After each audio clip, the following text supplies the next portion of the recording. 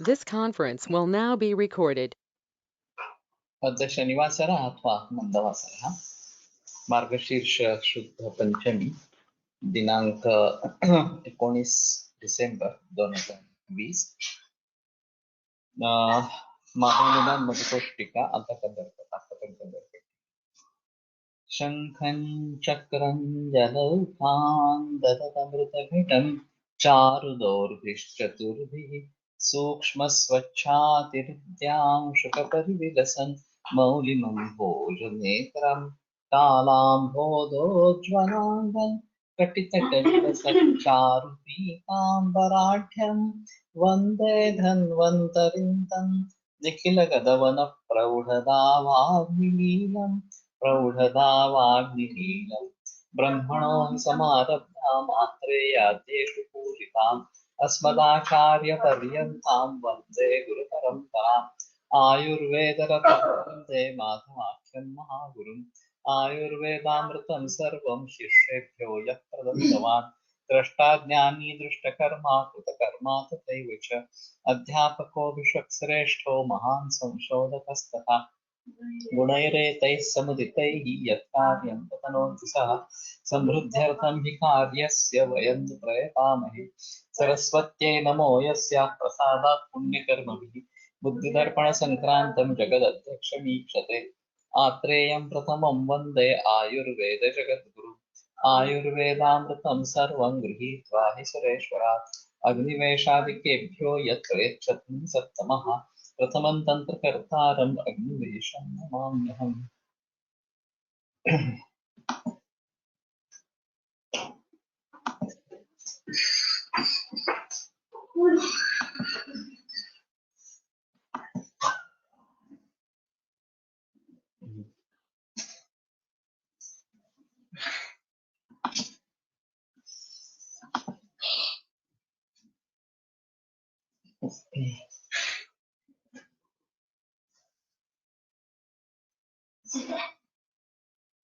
तथा शब्दः तुल्यकृत्यकान् द्योतयति एवं सम्प्राप्तिश्च इत्यत्र चकारु।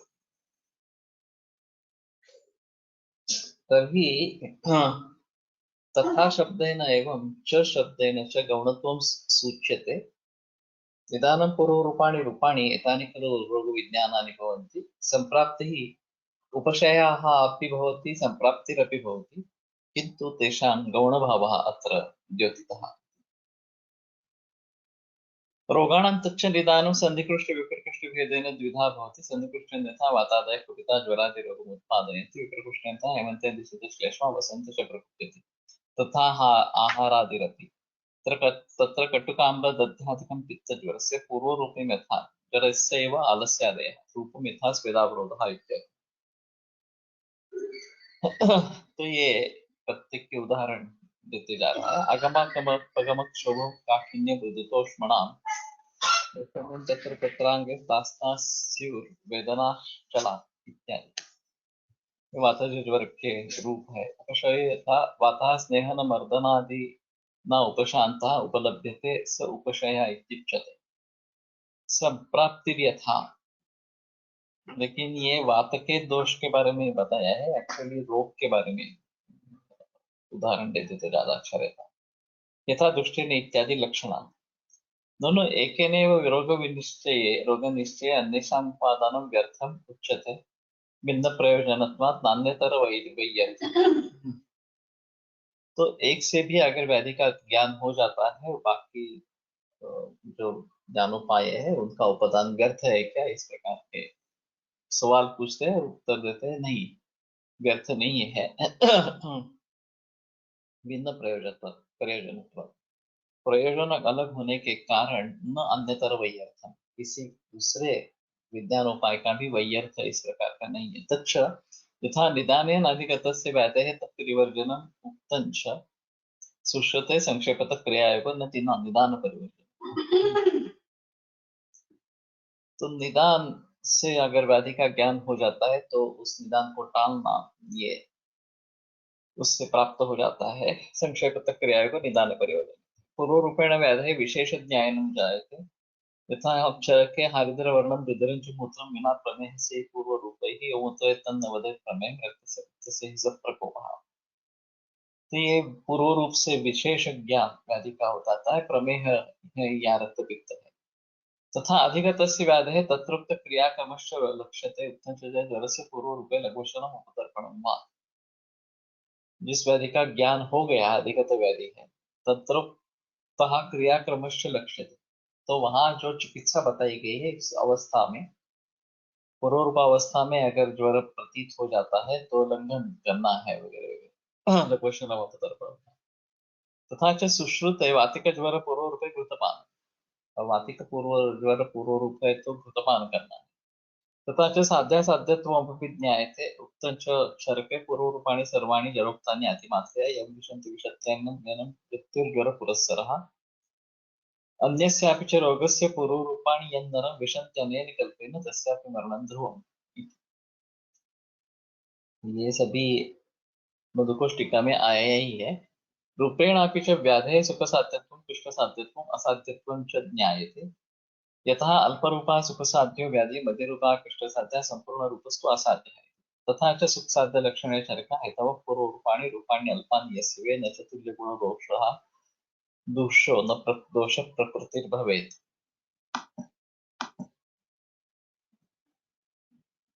कष्टसाध्यलक्षणे चरकः निमित्तपूर्वरूपाणां रूपाणां मध्ये विवेले तथा सर्वसम्पूर्णलक्षणां सन्निपातदूरो साध्यः इति। उपशयन विना प्रतीतस्य व्याधेः संकीर्णलक्षण अनभिव्यक्तलक्षणे वा व्याधौ विशेषो अवबोधो न स्यात्। उक्तं हि चरके गुणलिङ्गं व्याधिं उपशयानुपशयाभ्यां विद्येत। तो उपशय अगर नहीं बताया जाए तो संकीर्ण लक्षण या जिनके लक्षण अभिव्यक्त नहीं है इस प्रकार के व्याधि में विशेष बोध नहीं होगा। गुणलिंगम व्याधि उपशयानुपशयाभ्यां विद्येत। तथा च सुश्रुते अभ्यङ्गस्वेद स्नेहस्वेदाद्यैर्वातरोगो न शाम्यति विकारस्तस्य विज्ञेय दृष्टमस्त्रास्त्र शून्यता। अभ्यंग स्नेह स्वेद वगैरह इसे अगर वात दोष की शांति नहीं होती है, वात रोग की शांति नहीं होती है, तो दुष्ट शोणित तत्र वहाँ कारण है, ये समझ लेना चाहिए। शोणित से कस तत्र उपशमाय और फिर रत्नमोक्षण से ही वहाँ उपशम मिलेगा। असत्यांच संप्राप्तो पूर्वरूपादिति प्रतीतस्यापि व्याधेः चिकित्सोपयोग्यांश योग्यांशांश विकल्प बलकालादीनाम् अज्ञाने चिकित्सा विशेषो न स्यात्। तो संप्राप्ति नहीं बताई गई तो पूर्व रूप वगैरह से व्याधि का ज्ञान हो गया तो भी चिकित्सा के लिए जो उपयुक्त अंशांश विकल्प बलकाल वगैरह है उसके अज्ञान से चिकित्सा विशेष नहीं समझ में आएगा। तस्मात् निदानादि पंचक विज्ञानेन सर्वरोगा विशेषेण उपद्यन्त। तो इसलिए निदानादि पंचक से सर्व रोग जो है उनका ज्ञान होता है। तो कहने का तात्पर्य आता है कि केवल एक से बात नहीं चलेगी, सभी लेना जरूरी इस प्रकार के। निदान लक्षणम निमित्त हेत्वायतन प्रत्योत्थान कारण ही निदान आहुः पर्याय। तो निमित्त हेतु आयतन प्रत्योत्थान कारण इन पर्यायों से निदान कहा जाता है। जो कारण रूप निदान है वो इन पर्यायों से बताया जाता है। येषां निदानादीनां मध्ये समानासमान जातीय व्यावर्तकं कारणरूप निदानस्य लक्षणम् आह निमित्त इत्यादिना पर्याय विद्यन्ते।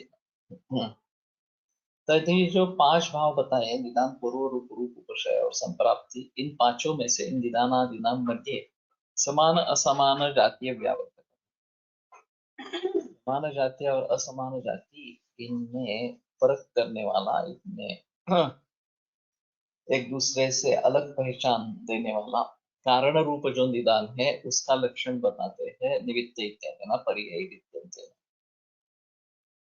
तो इन पांचों में से जो कारण रूप निदान है उसका लक्षण अभी इसमें बताते हैं। ऐसा इतने ही शब्द ही यहाँ अर्थाभिधीये तत्र तन् निदानम्।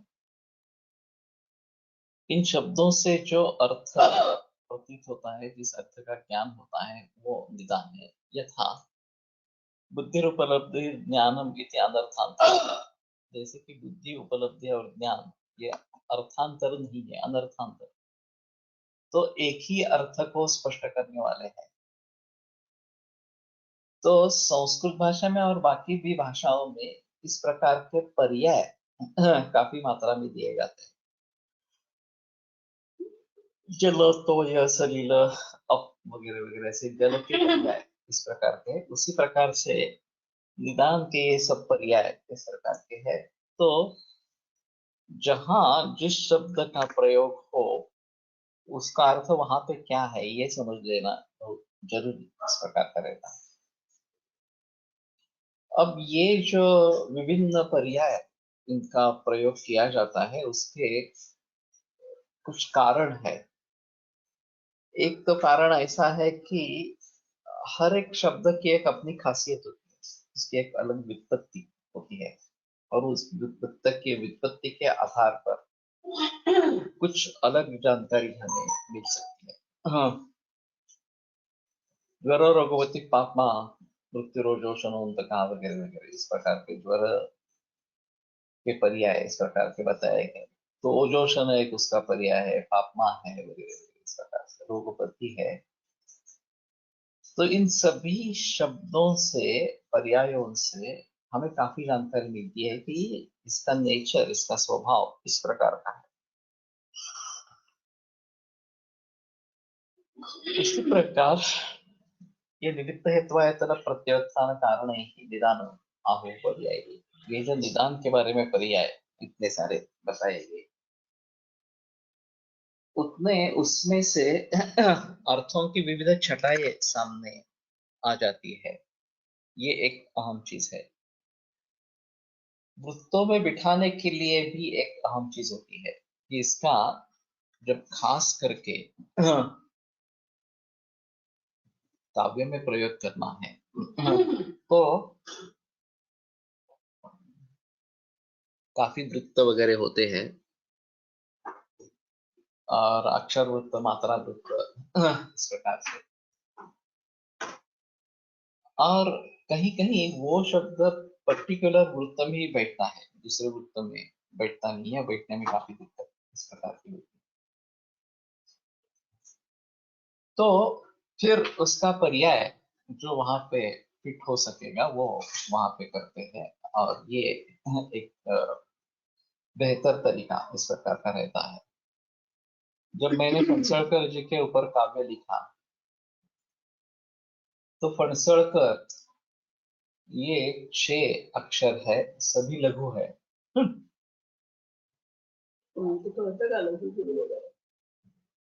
तो बस संयोगे गुरु ह्रस्वम लघु, ये पाणिनि का सूत्र है। जो भी ह्रस्व अक्षर है वो सब लघु है।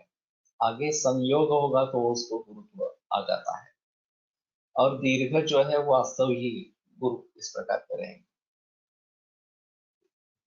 तो ये देखेंगे फणसळकर, ये आडनाव या सरनेम इस प्रकार का है, उसको वृत्त में बिठाना काफी मुश्किल इस प्रकार का था। लेकिन मैंने सोचकर तो नहीं किया, लेकिन शिखरणी वृत्त में अकाले सद्वैद्यम फणसळकरम हंत नयता इस प्रकार का मैंने लिख दिया। तो वो शिखरणी वृत्त में बैठ गया, सीधी तरीके से बैठ गया। तो ये प्रतिभा का आविष्कार है कि इस प्रकार का स्फुरण होना, और ये वृत्त में बराबर बैठ जाना प्रकार का। तो इसके बारे में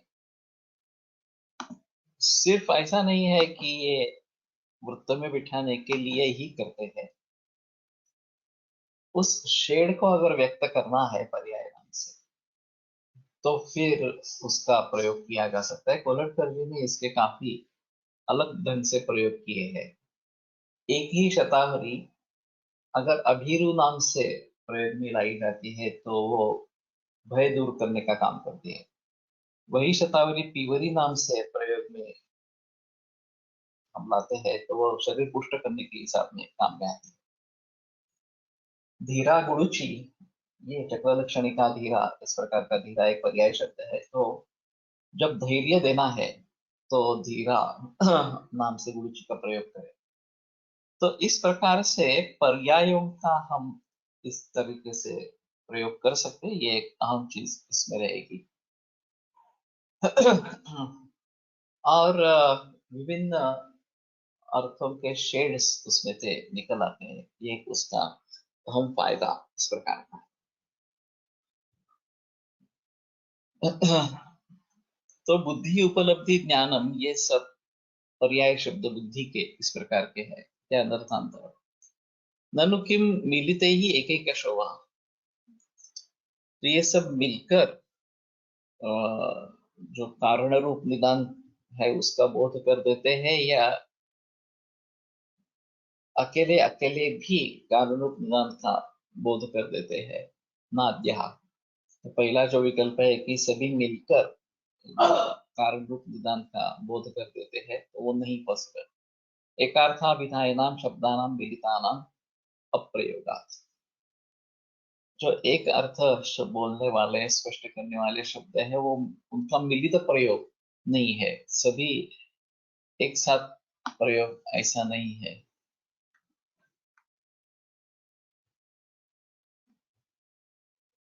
प्रोनाउंसिएशन से फर्क पड़ेगा गुण में। गुण प्रोनाउंसिएशन से शायद नहीं पड़ेगा, अगर प्रोनाउंसिएशन गलत हो जाएगा तो अलग चीज है। संस्कृत में काकवर्थ बताया जाता है, ये एक थोड़ा अलग ही तरीका है। तो जिस तरीके से उच्चारण किया जाता है शब्दों का, उसके आधार पर उसका अर्थ बदलता जाता है, उसको काकवर्थ इस प्रकार से कहते हैं। एक उदाहरण जो हमने सर ने दिया था, मधुबाला चावला। हाँ, ये सर एक नाम है, एक लड़की थी उसका नाम है।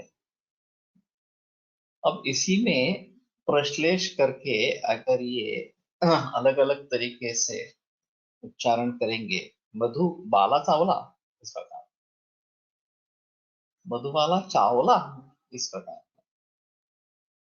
मधु बाला का बाला चावला। हाँ, तो जैसे हम प्रोनाउंसिएशन करेंगे उसके आधार पर उसका अर्थ अलग अलग निकलेगा, और ये एक काकवर्थ कहा जाता है इसको। और फिर इसमें फर्क पड़ सकता है। अभी हमारे मन में बुद्धि में जो पर्याय आएगा कि यहाँ पे इस पर्याय से अगर मैं वनस्पति का इस्तेमाल करूँ, प्रयोग करूँ, तो वो उस ढंग से काम करेगा इस प्रकार से। तो ये हो सकता है। हाँ, तो हम लिखते हैं और उसमें अभिरु या तीवरी इस प्रकार से लिखते हैं, तो समझने वाले को समझ जाना चाहिए कि ये शतावरी है इस प्रकार से। और दवा कर बनाते समय शतावरी डालनी है वहां पे इस प्रकार से। तो एकार्थाभिधायनाम शब्दानाम मिलितानाम प्रयोग। अगर मुझे पानी मांगना है तो मैं ऐसा नहीं कहूंगा जल तो या सलील अब लेके आओ। मैं आइदर जल कहूंगा, सलील कहूंगा, अब कहूंगा, वगैरह वगैरह, सभी साथ में उच्चारण उसका नहीं होता है। तो पहला जो विकल्प है कि सभी मिलकर एक अर्थ की प्रतीति होती है, वो नहीं होती। द्वितीयश्चेत् तदा सब व्यभिचारः। अगर इन सभी शब्दों के जो अर्थ है वो अलग अलग है, एक एक भिन्न इस प्रकार से है, तो उसमें सब व्यभिचार हेत्वाभास इस प्रकार का हो सकता है। सब व्यभिचार अनैकांतिक, वो अनैकांतिक है। तो एकांतिक यानी कि एक ही पक्ष में रहने वाला, अनैकांतिक जो है वो दोनों छोर पे रहने वाला। तो साध्य और साध्या भाव इन दोनों पर अगर ये हेतु रहता है तो आपस हो जाएगी। हेतु से साध्य नहीं सिद्ध हो पाएगा, क्योंकि हेतु से साध्या भाव इस प्रकार का भी सिद्ध वहां पे होने लगेगा। तो इस प्रकार का हो तो हेतु नहीं चाहिए। उसी प्रकार से अगर इसमें हम ये ले लेते हैं कि अलग अलग उसके अर्थ है, तो निमित्त से शकुनाद, शकुन के लिए भी निमित्त शब्द का प्रयोग होता है, तो शकुन को भी निदान कहे, रोग का कारण कहे, इस प्रकार से। तो उसका ये जो शकुन वगैरह अर्थ है वो यहाँ पे अपेक्षित नहीं है। शकुन ये उसका एक अर्थ है, कारण ये भी उसका एक अर्थ है। तो जहां जो अर्थ योग्य होगा वो वहां पे लेना पड़ेगा। हेतु हो प्रयोजक के कर्तरी। प्रयोजक कर्तरी इस प्रकार का जो है प्रयोग, उसमें वो हेतु हो जाता है। और हेतु देवदत्तः यज्ञ तत्तं ग्रामं गमयेत्, इस प्रकार का प्रयोजक का रूप है कि देवदत्त यज्ञ को गांव भिजवाता है, इस प्रकार का। गांव देवदत्त यज्ञ द्वारा उसके गांव के गांव जाने की सुविधा व्यवस्था करता है, इस प्रकार से वो उसको वहां पे जाने के लिए मजबूर इस प्रकार का करता है। तो वास्तव में कौन जाने वाला है गांव? वो यज्ञ तत्व जाने वाला है, लेकिन वो करता नहीं है। उसका कर्ता कौन है? देवदत्त है। तो ये जो हेतु है कर्ता उसका, उसके ऊपर भी हम कहेंगे कि हाँ, इसको भी अपनी दान कहो। तुमने हेतु ये पर्याय शब्द दिया है, तो ये हेतु है प्रयोजक के कर्तरी। कर्ता हेतु है, तो उसको भी निदान कहो, इस प्रकार से।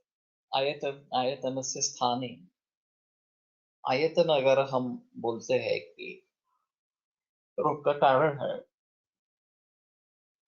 तो कोई भी आयतन हो, देवायतन हो या घर हो वगैरह वगैरह, तो वो भी कारण कहलाया जाएगा, हेतु कहलाया जाएगा। प्रत्यय से लड़ा दो, अगर प्रत्यय इस शब्द का प्रयोग करेंगे तो लट लिट लुट वगैरह इस प्रकार के प्रत्यय बताए गए हैं पाणिनीय व्याकरण में। उत्थान से उद्गमन उत्सर्गयोश्च दर्शनात्, और उत्थान जो है वो उद्गमन और उत्सर्ग, इस दोनों, इन दोनों में उत्थान का प्रयोग इस प्रकार का होता है। तो उद्गमन यानी कि ऊर्ध्व जाना, ऊर्ध्व दिशा में जाना, और उत्सर्ग ये बाहर निकल आना, इस प्रकार से, या निर्माण इस प्रकार का हो जाना। तो उत्थान शब्द अगर प्रयोग करेंगे कि ये रोग का निदान है, रोग का कारण है, तो इस प्रकार की आपत्ति आ जाएगी। अलग अलग कहेंगे तो सब विचार हेत्वाभास इस प्रकार का होगा न एवं। तो ये दोनों पक्ष भी नहीं है, समस्त भी नहीं है, मिलित भी नहीं है, और एक एक शाह भी नहीं है। चुक्ता शकुनादीनाम निमित्तादि सर्वैः अनभिजानाः, शकुन वगैरह जो है वो सभी निमित्त वगैरह से बताए नहीं जाते हैं। नहीं तो क्या होगा कि निमित्त ये एक कारण हुआ, शकुन पर उसका सभी विचार हेत्वाभास इस प्रकार का हो गया, अति अति व्यापक इस प्रकार का हो गया। लेकिन शकुन के लिए निमित्त ही एक एकमात्र पर्याय है ऐसा नहीं है, शकुन के और भी पर्याय इस प्रकार के हैं, और उन सभी को निमित्त नाम से नहीं बताया जाता, बोला जाता। शकुनादीनाम निमित्तादि सर्वैः अनभिज्ञानाम्, निमित्त वगैरह जो निमित्त हेतु आयतन वगैरह जो सभी है, वो शकुन के लिए सभी पर्याय होंगे ऐसा नहीं है। शकुन के लिए उसमें से फिर निमित्त यही पर्याय इस प्रकार का हो। तो एक एक शाह भी नहीं है और मिलित भी नहीं, तो अतएव आह पर्याय ही। और इसीलिए कहते हैं कि पर्याय, इन पर्यायों से बताया जाने वाला जो अर्थ है वो निदान इस प्रकार का बताया जाता है। तो इन सभी शब्दों में एक अर्थ की अनुवृत्ति है जो कारण रूप निदान को बतलाती है, और ये सभी शेड्स है अर्थों की। तो उसके जरिए जो ज्ञान होता है कि ये कारण है रोग का, वो एक अलग चीज इस प्रकार की रहेगी। नहि तेषान्ते पर्यायाः यथा क्रमेण एकार्थवाचकाः शब्दाः परस्परं पर्याया उच्यन्ते। तो निमित्त वगैरह के ये निदान पूर्व हेतु आयतन वगैरह ये सभी पर्याय नहीं है, क्योंकि क्रमेण एकार्थ वाचकाः शब्दाः परस्परं पर्याय उच्यन्ते। क्रम से अगर ये सब एकार्थवाचक पदार्थ बताए जाते हैं तो वो पर्याय बताए जाते हैं। हर शब्द की एक अपनी अपनी खासियत होती है, अपना इसमें एक अर्थ होता है, और विशिष्ट संदर्भ में उस अर्थ की प्रचिति होती रहती है। तो तात्पर्य अर्थ ये भी एक मानते हैं कि राजा खाना खाने के लिए बैठा है और उसने कहा कि सैंधव माने है, तो सैंधा नमक उसको लेके आना है, और वो बाहर घूमने के लिए जा रहा है और उसने कहा सैंधव माने, तो उसका अर्थ सैंधव यानी कि अश्व ये है। तो ये तात्पर्य अर्थ है उसके कहने का। अगर ये हम नहीं समझ पाएंगे तो गलती कर बैठेंगे तो राजा मार भी डालेगा। तो उसी तरीके से विशिष्ट संदर्भ में विशिष्ट अर्थ होना ये एक जरूरी बात होती है, और वो कैसे समझे ये एक अलग चीज इस प्रकार की होती है। वो बिरबल और इसकी कथा है कि बादशाह उठा और उसने कहा बुलाओ। सेवक चकरा गया कि किसको बुलाऊं। उसने पूछा कि किसको बुलाऊं, वो बोला बुलाओ। तो फिर सेवक को कुछ ध्यान में नहीं आया, वो बिरबल के पास चला गया। तो बिरबल ने पूछा उन्होंने क्या किया उठने के बाद। तो बोले ऐसा गाल पे हाथ घुमाया और फिर बोला बुलाओ। बोले ठीक है, उसको नाभिक की जरूरत है, नाभिक पे लेके जाओ। तो तात्पर्य अर्थ क्या है इस प्रकार से। तो तात्पर्य अर्थ समझने की कोशिश होनी चाहिए। यहाँ जो डेक्कन कॉलेज में संस्कृत का डिक्शनरी प्रोजेक्ट चल रहा है, करीबन 80-90 वर्ष अभी हो गए हैं उसमें। जितने भी संस्कृत में शब्द है उन सभी शब्दों का पर्टिकुलर संदर्भ में क्या अर्थ है ये निश्चित करना, ऐसा उसका स्वरूप है। तो गुण शब्द ले लेंगे तो सांख्य तत्वज्ञान में सत्वरज समझ आएगा। हमारे हिसाब में ये गुरुवादी गुण इस प्रकार के आएंगे। गुण का अर्थ है जा या दोरी, धनुष्य की जो डोर है वो भी है। गुण यानी कि सद्गुण दुर्गुण ये भी है। तो गुण शब्द के बहुत सारे अर्थ हैं। जिस स्थिति में उसका प्रयोग किया जाता है उस स्थिति में उसका अर्थ क्या है ये समझ लेना जरूरी इस प्रकार का रहेगा। तो ये वाच्यार्थ, लक्ष्यार्थ, व्यंग्यार्थ, तात्पर्यार्थ वगैरह वगैरह ऐसे बहुत सारे अर्थ रहते हैं, और उसके आधार पर उस संदर्भ में क्या अर्थ लेना है ये बहुत जरूरी इस प्रकार का रहता है।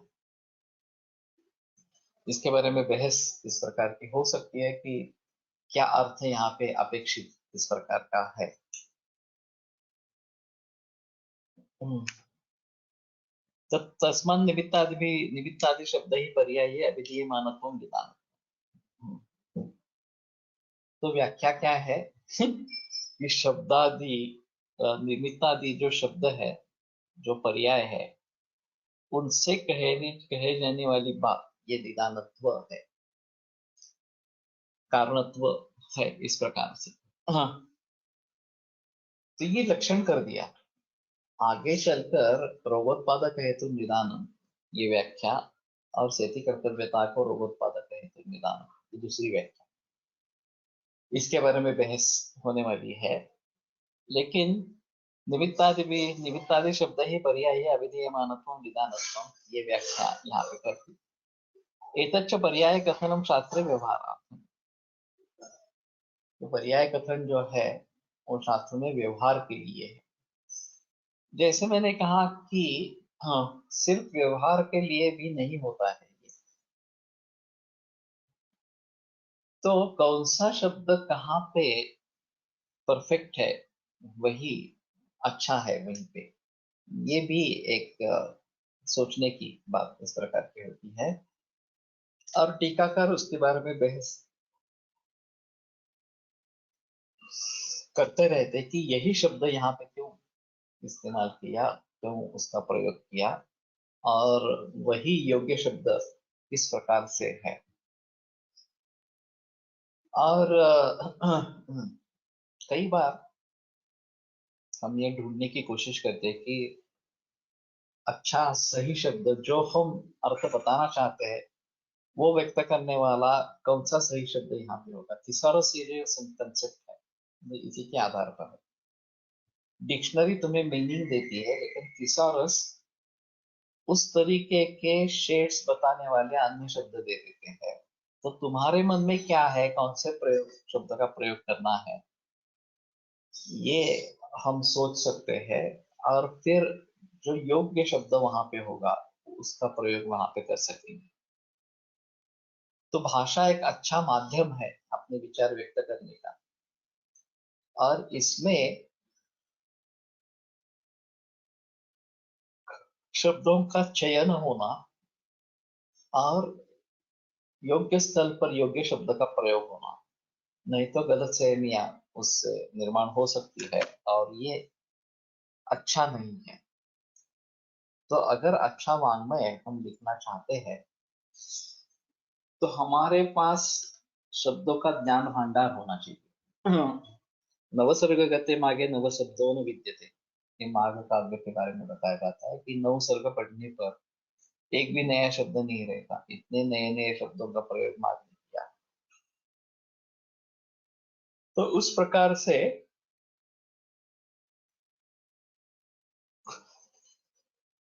समृद्धि, शब्दों की समृद्धि हमारे पास होनी चाहिए,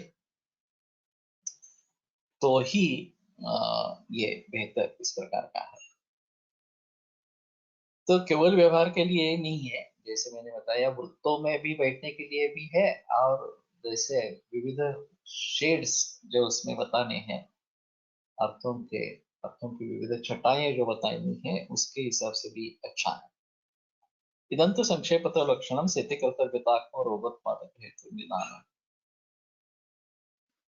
तो संक्षेप में लक्षण क्या है, सेति कर्तव्यता का रोगोत्पादक हेतु निदान। तो उसमें रोगोत्पादक हेतु निदान, रोग को उत्पन्न करने वाला हेतु, ये निदान इस प्रकार का है व्याख्या है। सिर्फ एक रोगोत्पादक, इसके लिए विशेषण जोड़ित स्वेति कर्तव्यता कहा।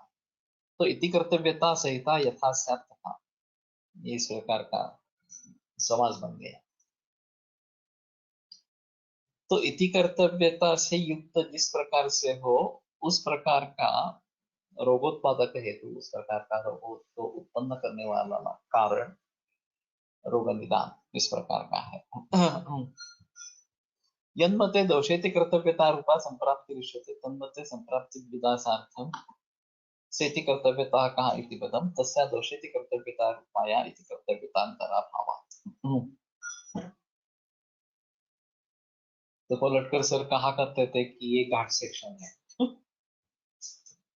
और उसको भली भांति समझ पाना और दूसरों को समझा देना ये काफी मुश्किल इस प्रकार का काम है।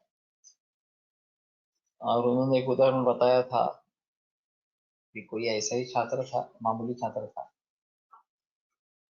और वो पौना घंटा पलटकर सर उसको ये सूत्र पढ़ा रहे थे। आखिर उसको वो समझ में आया, और फिर इसका एक्सप्रेशन खुश। मेरे सिर का बाहर निकल गया, उतर गया इस प्रकार से उसकी रिएक्शन थी। तो इति कर्तव्यता ये व्यापार का एक पर्याय है। व्यापार यानी कि क्रिया, चेष्टा, इस प्रकार। तो दोषेति कर्तव्यता का मतलब है दोषों का व्यापार। अब जो दोष, जो भी क्रियाएं करते हैं, एक दूसरे से जगह दूसरी जगह जाते हैं, या फिर किसी से समूर्छना मना लेते हैं, कहीं पे आश्रय कर लेते हैं वगैरह वगैरह, ये सब इति कर्तव्यता कही जाती है। ये सब उनका दोषों का व्यापार कहा जाता है। से इति कर्तव्यता कहा, इसका मतलब ऐसा हुआ कि इति कर्तव्यता से युक्त जो रोग उत्पादक हेतु है, वो हेतु है, वो निदान है, इस प्रकार। अब इति कर्तव्यता से युक्त कौन होगा? तो दोष है वास्तव में। यन्मते दोषेति कर्तव्यता रूपा संप्राप्ति, जिनके अनुसार, मत के अनुसार संप्राप्ति ये दोष व्यापार स्वरूप है, दोषित कर्तव्यता रूप इस प्रकार की है। तन्मते संप्राप्ति विदार्थार्थम सिद्धि कर्तव्यता कहा, उनके लिए ये सिद्धि कर्तव्यता का ये विशेषण डाला गया है, ये पद डाला गया, क्योंकि वो इति कर्तव्यता रूप तस्या दोषेति कर्तव्यता रूपाया, वो संप्राप्ति जो दोषेति कर्तव्यता रूप है, इति कर्तव्यता भाव, उसके ऊपर दूसरी कोई इति कर्तव्यता नहीं रहती। तो इति कर्तव्यतांतर यानी कि दूसरी इति कर्तव्यता और उसका अभाव होना, इनका कहना जो है वो व्यापार एक क्रिया है और वो द्रव्य या कर्ता इसी के आधार पर होती है। अभी दोष हमारे हिसाब में एक द्रव्य है और उनका व्यापार उनकी क्रिया है। तो ये क्रिया दोष रूप द्रव्य पर रहती है। अगर हम इस प्रकार का विशेषण लगा देंगे कि सेति कर्तव्यता कहा रोगोत्पादक हेतु, इस प्रकार रोगोत्पादक हेतु यानी कि रोग उत्पन्न करने वाला, तो इति कर्तव्यता से युक्त रोग निर्माण करने वाला कारण, रोग का कारण, इस प्रकार का अर्थ यहाँ से प्रतीत हुआ। तो दही वगैरह से लेकर जो भी कारण है, वो अगर कुछ दोषित कर्तव्यता उसके बाद होती है तो वो रोग का हेतु बन जाता है। अगर दही सेवन के बाद शरीर ने उसको पचा लिया और रोग की निर्मिति नहीं हुई, हमने स्वस्थ वृत्ति के नियम पालकर दही का सेवन किया है, तो रोग का कारण नहीं बनेगा। लेकिन अगर ऐसी स्थिति नहीं है कि उसमें दोष व्यापार बीच में हो गया, उसका पवित्र की वृद्धि हो गई, कुछ दूसरों से सहयोग वगैरह, इसका समूर्छना हो गई वगैरह वगैरह, इस प्रकार से, तो इस प्रकार से दोषित कर्तव्यता से सहित, दोष व्यापार सहित जो रोगोत्पादक हेतु दही है, क्रोध है, या और कुछ भी है, जो भी आप हेतु बताना चाहते हैं वो है, वो दोष व्यापार नहीं हुआ तो हेतु नहीं होगा। उसको भी व्यभिचारी हेतु कहते हैं, एक अलग चीज इसकी है जो निर्माण नहीं करने वाला इस प्रकार का, लेकिन नाम से ही पता चलता है कि उसने एक्चुअली व्याधि का निर्माण नहीं किया है। लेकिन इस प्रकार का जो हेतु दोषित कर्तव्यता युक्त होकर रोग निर्माण करेगा, वो वास्तव में हेतु कहलाया जाएगा। अब ये जो दोष व्यापार है, वो रोग का कारण है या नहीं है? तो दोष के व्यापार के बिना तो रोग नहीं हो सकता, ये तो सही बात है। तो हम अगर सिर्फ रोगोत्पादक हेतु निदान इस प्रकार की व्याख्या करेंगे, तो दोष व्यापार भी रोग का उत्पादन करने वाला इस प्रकार का है, और उसको भी फिर हम हेतु कहेंगे। और जिनके अनुसार दोष व्यापार ये संप्राप्ति है, हेतु नहीं है। तो उनके लिए हेतु का लक्षण संप्राप्ति पर अतिव्याप्त हो जाए। वास्तव में इसमें संप्राप्ति नहीं आनी चाहिए, इसमें सिर्फ हेतु ही आनी चाहिए। लेकिन दोष व्यापार एक कारण होने के जरिए, हाँ, अगर हम ऐसा मानते हैं कि केवल रोगोत्पादक हेतु निदान, रोगों को उत्पन्न करने वाला जो कारण है वही निदान है, इस प्रकार से तो दोष व्यापार भी कारण बन जाएगा। वो वास्तव में यन्नते दोषित कर्तव्यता रूपा संप्राप्ति विषय, जिनके अनुसार संप्राप्ति दोषित कर्तव्यता रूप यथा दृष्टेन दोषेण, इस सूत्र के आधार पर, तो ये लक्षण रोगोत्पादक है तो निदानम, ये लक्षण संप्राप्ति पर अतिव्याप्त हो जाएगा और ये अतिव्याप्ति टालने के लिए स्थिति कर्तव्यता को रोगोत्पादक है तो निदान, इस प्रकार की व्याख्या बनाई। अब अगर दोष व्यापार हम रोगोत्पादक हेतु लेकर चल रहे हैं तो वो स्थिति कर्तव्यता का नहीं है। क्योंकि ये जो दोष क्रिया है, दोष व्यापार है, वो खुद व्यापार है, वो द्रव्य के आधार पर ही रहेगा, वो दूसरे व्यापार पर, दूसरे क्रिया पर नहीं रहेगा।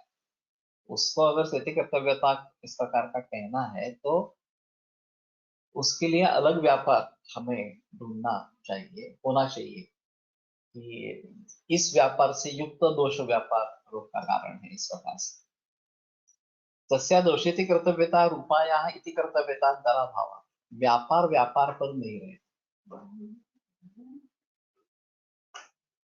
तो एक अहम चीज ऐसी है कि दोष व्यापार ये व्यापार है, एक क्रिया है, और क्रिया क्रिया पर नहीं रहती, क्रिया द्रव्य पर रह सकती है। दोष उसका द्रव्य है, उसके आधार पर वो क्रिया रहेगी। लेकिन दोष व्यापार ये तो क्रिया हो गई और उसके वो दूसरे किसी क्रिया के आधार पर नहीं रहेगी। तो इति कर्तव्यतांतरा भाव तस्या दोषिति कर्तव्यता रूपाया, ये दोषिति कर्तव्यता रूप संप्राप्ति अगर है तो वो दूसरे किसी इति कर्तव्यता से युक्त नहीं हो सकती, क्योंकि वो केवल द्रव्य पर ही रहती है टेक्निकली, और द्रव्य पर रहती है, दूसरे व्यापार पर नहीं रहती। तो जिनके मत के अनुसार दोषित कर्तव्यता यानी संप्राप्ति है, उनके लिए ये सिर्फ रोगोत्पादक हेतु निदान हम इस प्रकार से कहेंगे तो संप्राप्ति पर लक्षण अतिव्याप्त हो जाता है। जब हम सेति कर्तव्यता को रोगोत्पादक हेतु निदान हम कहते हैं तो ये अतिव्याप्ति टल जाती है, क्योंकि दोषित कर्तव्यता एक खुद क्रिया है और उसके ऊपर दूसरी क्रिया नहीं रहती है, इस प्रकार से। तो फिर सेति कर्तव्यता को रोगोत्पादक हेतु निदान इस प्रकार की व्याख्या करेंगे तो ये केवल कारणों को, दही जैसे कारणों को प्राप्त होगी व्याख्या। जो भी कारण दोष व्यापार से सहित होकर रोग का कारण बनेंगे, रोग का निर्माण करेंगे, वही सब इसमें आ जाएंगे। दोष व्यापार खुद एक कारण होने के बावजूद भी हेतु नहीं कहा जाएगा, वो संप्राप्ति के जरिए समझा जाएगा या संप्राप्ति के स्वरूप से समझा जाएगा। क्षय प्रकोप प्रश्न हे दोष व्यापार आणि पर्यायाने ज्ञान म्हणू शकतो का, त्यातून केव्हा तरी व्याधी जन्म नाही झाला, जरी तेव्हा त्यातून जेव्हा व्याधी जन्म नाही झाला, ये है कारण, लेकिन ये भी इति कर्तव्यता सहित होने के कारण वो संप्राप्ति में लिए जाते हैं, वो हेतु में नहीं लिए जाते। इस प्रकार इति कर्तव्यता म्हणजे पूर्णत्वास प्राप्त होणे असा आहे का? बोली भाषा में तो है इति कर्तव्यता, कि मुझे जो भी कुछ करना चाहिए था वो मैंने कर दिया, मेरा कार्य पूरा हो गया। इस प्रकार से इति कर्तव्यता शब्द का प्रयोग होता है बोली भाषा। तो दोषेति कर्तव्यता का मतलब ये रहेगा कि दोषों को जो कार्य करना चाहिए था वो उन्होंने कर लिया, और उनका कार्य क्या था कि उस प्रकार से व्याधि को निर्माण करना। तो ये व्याधि निर्माण का जो कार्य है वो उसमें से कर दिया इस प्रकार से। लेकिन सामान्य स्तर पर इति कर्तव्यकर्ता का मतलब है व्यापार, इस प्रकार से क्रिया। तो संचय, प्रकोप, प्रसर, स्थान संश्रय, ये सब दोष व्यापार है, उसमें कोई संदेह नहीं। सिर्फ हमें उन्हें दोष व्यापार या संप्राप्ति के रूप में लेना है या फिर हेतु के रूप में लेना है, यही सवाल है। और ये थोड़ी अजीब चीज इस प्रकार की रहती है, जन्मते व्याधि जन्म संप्राप्ति, व्याधि का जन्म होना यही संप्राप्ति है। उनके अनुसार दोष व्यापार जो है इति कर्तव्यता वो कारण ही है, रोगोत्पादक हेतु है। तो उनके लिए दोष व्यापार कारण में ही पड़ेगा। ये संचय, प्रकोप वगैरह जो अवस्थाएं हैं वो सब उसके कारण ही बन जाएंगे।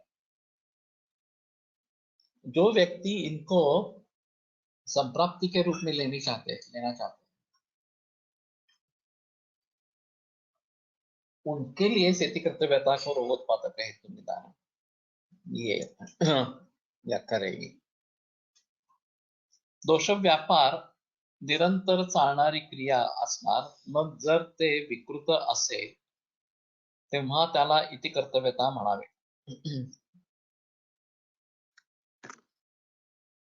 कार्य क्या है इसके आधार पर इसका उत्तर मिलेगा। हम रोगोत्पादक हेतु निदान, रोगोत्पादक हेतु की बात करें, अगर हम प्राकृतावस्था की बात करते हैं, स्वास्थ्य बनाए रखना, ये भी दोष व्यापार है और वो भी इति कर्तव्यता का है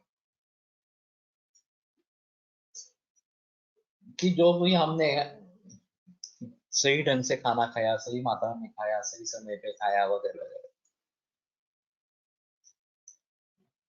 उससे जो दोष निर्माण होंगे वो अपना प्राकृतिक कर्म जो है, उत्साह उच्छ्वास श्वास श्वास चेष्टा वेग प्रवर्तन, वो करते रहेंगे। तो दोषों को दोनों प्रकार के काम करने आते हैं। एक स्वास्थ्य बनाए रखना ये भी है और रोग को निर्माण करना ये भी है। जब वो स्वास्थ्य का निर्माण कर रहे हैं तो उसके जो हेतु होंगे वो हेतु दोष व्यापार से युक्त होकर स्वास्थ्य को बनाते रहेंगे,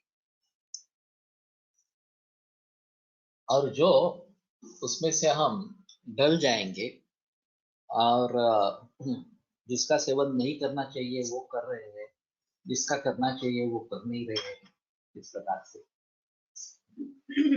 तो इनके जरिए जो दोष निर्माण होंगे, जो दोष का व्यापार, इस प्रकार का जो दोष की क्रियाएं होंगी,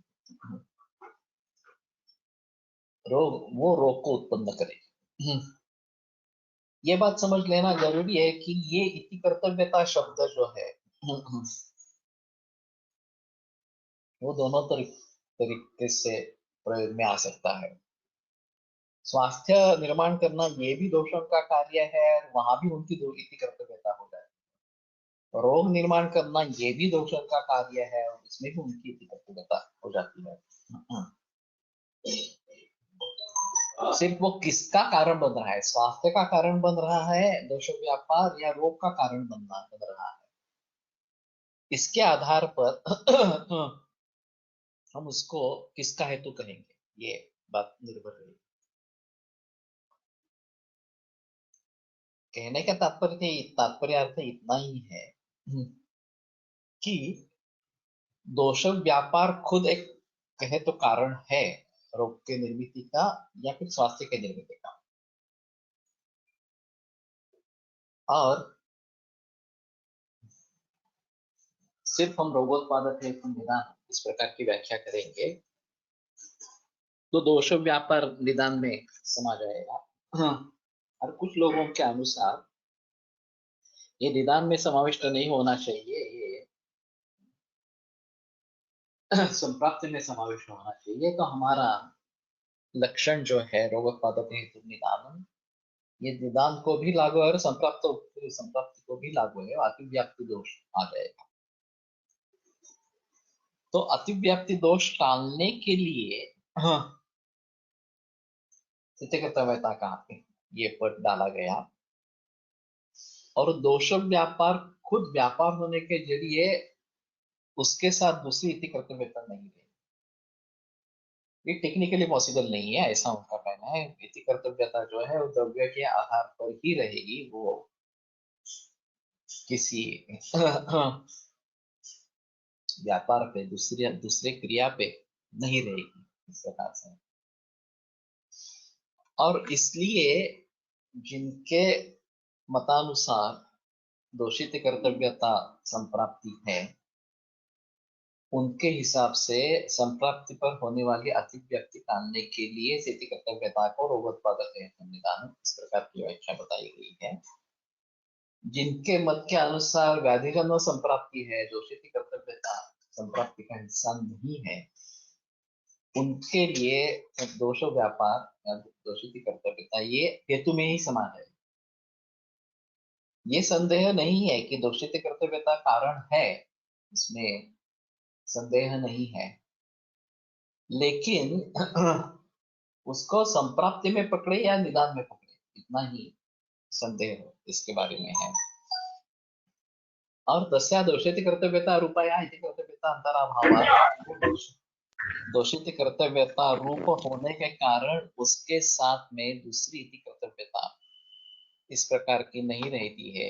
ये एक इसमें अहम इस प्रकार का मुद्दा रहेगा। तो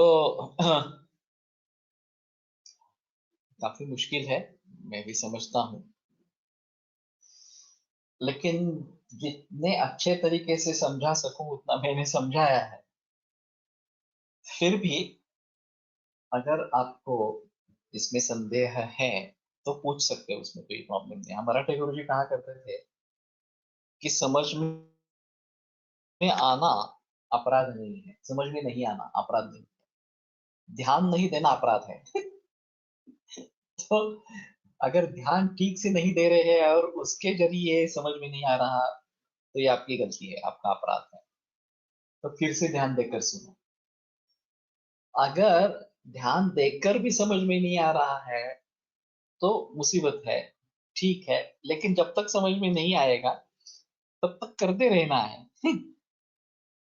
जब तक ये भली बात को समझ में नहीं आएगा तब तक समझने की कोशिश करते रहना, एक ना एक दिन वो समझ में बात आ जाएगी इस प्रकार से।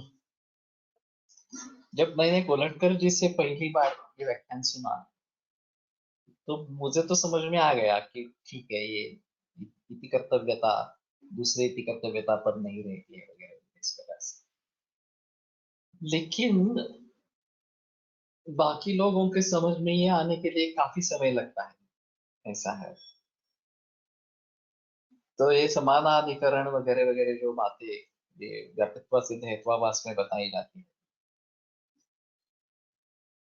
तो उसमें काफी ये दिक्कत होती है कि वो समानाधिकरण में होने वाले अभावों का प्रतियोगी न होना वगैरह इस प्रकार की।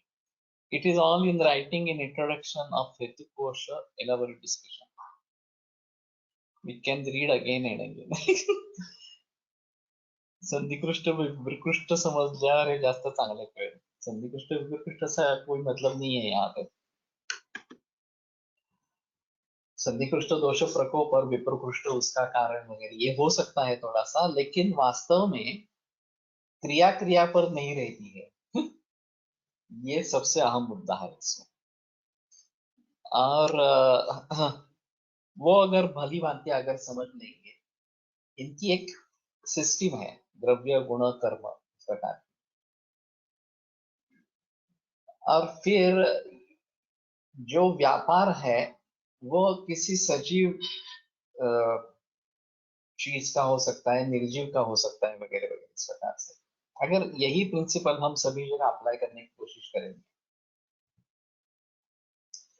कि कोई यंत्र है, कोई आदमी बैठा है, वो यंत्र चला रहा है, और उस यंत्र के जरिए जो भी क्रियाएं होती है उसके आधार पर कुछ बनता है, कुछ प्रोडक्ट बनता है, वगैरह वगैरह इस प्रकार से। तो चूंकि ये द्रव्य है और इसके आधार पर कुछ क्रिया है, और फिर उस क्रिया के अनुसार कुछ प्रोडक्ट इस प्रकार का बन रहा है, वो प्रोडक्ट, वो क्रिया प्रोडक्ट के निर्माण में कारण है या नहीं है, निसंशय कारण है, उसमें संदेह की बात ही नहीं है। उसके लिए जो रॉ मटेरियल प्रयोग कर रहे हैं वो कारण है या नहीं है, वो भी निसंशय कारण है, उसमें भी कोई संदेह नहीं है। फिर बीच में होने वाली जो क्रिया है वो हम अलग से समझाएंगे, और ये जो उपादान कारण जिसके आधार पर वो बना वो अलग से ले लेंगे। ऐसा अगर हम करते हैं तो फिर हमें पता चलता है कि नहीं, ये दोनों, उसको हम संप्राप्ति की जरिए समझने की कोशिश कर रहे हैं, और ये उपादान कारण से समझ लेने की कोशिश कर रहे हैं। दूध लिया और दूध से श्रीखंड बनाया, उसमें और भी बचत डाले वगैरह इस प्रकार से किया, तो दूध श्रीखंड का उपादान कारण बन गया। लेकिन बीच में जो व्यापार हुए, जो आदमी ने किए होंगे या फिर यंत्रों ने कुछ व्यापार किए होंगे, या फिर उसमें जो परिवर्तन इस प्रकार के आए, उन व्यापारों के बिना तो श्रीखंड का निर्माण असंभव इस प्रकार का है। वो व्यापार है इसलिए श्रीखंड का निर्माण इस प्रकार का हो रहा है। सिर्फ जिस आदमी ने वो दही को कपड़े में बांधकर ऐसा रख दिया, उसमें से पानी निकल गया, फिर हाथ से मथन किया उसका, फिर शक्कर डाली वगैरह वगैरह, ये सब जो व्यापार है, इन व्यापारों के बिना श्रीखंड तो बनेगा नहीं। हाँ, लेकिन उसका कारण क्या है, मूल कारण क्या है, दूध है। दूध से हमने शुरुआत की। उसी प्रकार दही सेवन विधि विरहित इस प्रकार का हो गया, ये मूल कारण रहा। फिर बीच में दोष व्यापार हुआ, फिर कफपित्त की वृद्धि हुई, वो कहाँ पे चले गए, वहां पे स्थान संश्रय कर लिया वगैरह, और कुष्ठ की निर्मिति हो गई। तो दही कुष्ठ का कारण बन गया इस प्रकार से। लेकिन सिर्फ दही कारण नहीं है, ये बीच वाला जो दोष व्यापार है वो भी कारण है। अब उस दोष व्यापार को कारण समझे या संप्राप्ति समझे, इतना ही फर्क है। अलग अलग व्याधि में दोष अलग अलग व्यापार किन आधारों पर करते होंगे। अच्छा सवाल है। ऐसी स्थिति है कि जो कारण सामग्री बनती है, उस कारण सामग्री के आधार पर किस प्रकार का कार्य निर्माण होने वाला है, ये डिसाइड होता है। चिंता से हृदरोग भी होता है, चिंता से कैंसर भी होता है, चिंता से अम्लपित्त भी होता है। तो किस व्यक्ति में चिंता से हृदरोग होगा और किस व्यक्ति में चिंता से कैंसर होगा, ये कैसे डिसाइड करेंगे? तो आनुवंशिकता एक फैक्टर है। अगर आनुवंशिकता कैंसर की है तो कैंसर होने की संभावना ज्यादा रहेगी। आनुवंशिकता हृदरोग की है तो हृदरोग होने की संभावना ज्यादा रहेगी। या बाकी जो कारण है, सहयोगी कारण है, वो किस तरीके के हैं, उसके आधार पर भी हृदरोग बनने वाला है या और कुछ बनने वाला है। सहयोगी कारण म्हणजे हाँ, सहयोगी कारण म्हणताय, पण ती कोणती असतात हृदरोगाला काय असतात? गुरुशीत मतिस्निग्ध मतिमात्रम समजता, ये अगर रसवाहिनी दुष्यंती चिंतानाम चिंतना, तो ये सहयोगी कारण अगर है, गुरुशीत अतिस्निग्ध वगैरह मात्र, और चिंत्य चिंता के साथ ये कारण है, तो वो रसों स्रोतस को दुष्ट करके रुद्रों की निर्मित करेगी। और ये कारण साथ में नहीं है, कुछ व्यसन है या कुछ अनुवंशिकता कैंसर की है, तो यही चिंता ये कैंसर का कारण बन जाएगी। तो दोष व्यापार किन चीजों पर निर्भर है, ये एक अहम मुद्दा इस प्रकार का रहेगा कि वाभ्याम त्रिभिः चतुर्भिः एकेन वा पुनः संसर्गे कृतपितः क्रुद्धं क्रुद्धो दोषो न धावति, इस प्रकार हे का। पण याच्यामध्ये ना औषधांनी किंवा रसायनांनी असं करते म्हणजे इतके फक्त 10पर्यंतच जाईल, तिकडे विचार करायला जाणार नाही असं नाही होऊ शकतं, बरोबर होऊ शकतं। अभी हम रिट्रोस्पेक्टिव इफेक्ट ज्यादा देखते हैं, रिट्रोस्पेक्टिव विचार ज्यादा करते हैं। जो निर्माण हुआ है उसका कारण क्या होगा, जो कारण सामग्री है उस कारण सामग्री के आधार पर क्या निर्माण हो सकेगा, इसके बारे में सही अनुमान लगाना, अनुमान नहीं युक्ति प्रमाण से ज्ञान कर पाना, ये काफी मुश्किल चीज है। और जब तक सभी भावों का अच्छा ज्ञान नहीं होगा तब तक ये करना काफी मुश्किल इस प्रकार का। तो ठीक है, ये सवाल अच्छा है, जब अगले गुरुवार को मिलेंगे तो फिर से ये सवाल पूछो। मैं भूल जाऊंगा बीच में, तो शुरू में ही पूछो तो ज्यादा बेहतर इस प्रकार का रहेगा। तो फिर इसके आधार पर, क्योंकि हम केवल सूत्र पढ़ना और अर्थ अर्थ समझना इस दृष्टि से पठन नहीं कर रहे, ये तो साफ है, मालूम है। हम आयुर्वेद के मूल तत्वों को समझना चाहते हैं। और ये माध्यम है, जो माधव निदान हो, चरक संहिता हो या और कुछ हो इस प्रकार से, तो उस माध्यम का भली भांति प्रयोग करना और जितनी जानकारी उसमें से मिले, जिनके जिस तरीके से वो समझ में आए, वो सभी हमें करना है। तो ये बड़ा सवाल है, अहम सवाल है, और मैं इसके बारे में काफी वर्षों से सोच रहा हूँ कि हम इस प्रकार से इसके बारे में प्रेडिक्शन कर सकेंगे। ठीक है, अगले गुरुवार को कंटिन्यू करेंगे, सोमवार को फिर चरक लेकर हाजिर होंगे। आयुर्वेद प्रकांडो निगदित इह हि शल्यतंत्र प्रधानः शिष्येभ्यः शाश्वतोऽयं निखिलजनकृपा व्याप्तचित्तेन येन आयुर्वेदस्य वाञ्छन् पुनरपि भुवने ताञ्च सुष्ठु प्रतिष्ठां श्रेष्ठं धन्वन्तरिं तं प्रणमति च सदा वैद्यवर्गो हि नूनम् वैद्यवर्गो हि नूनम्। ये उत्तर हो सकता है स्वभाव ईश्वरम कालम यथेच्छा नियति तथा परिणामं च मन्यन्ते प्रकृतिं पृथुदर्शिनः।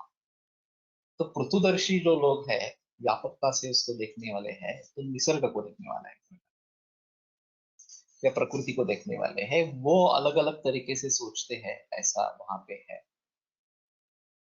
हम बात कर रहे हैं रोग रूपी जगत की, ये बात कर रहे हैं सुश्रुताचार्य बात कर रहे हैं वो प्रकृति, जो प्रकृति और पुरुष इनमें से है, उसके बारे में बात कर रहे हैं, तो ये थोड़ा अलग है। ठीक है, अगले गुरुवार को फिर से मुझे याद दिला।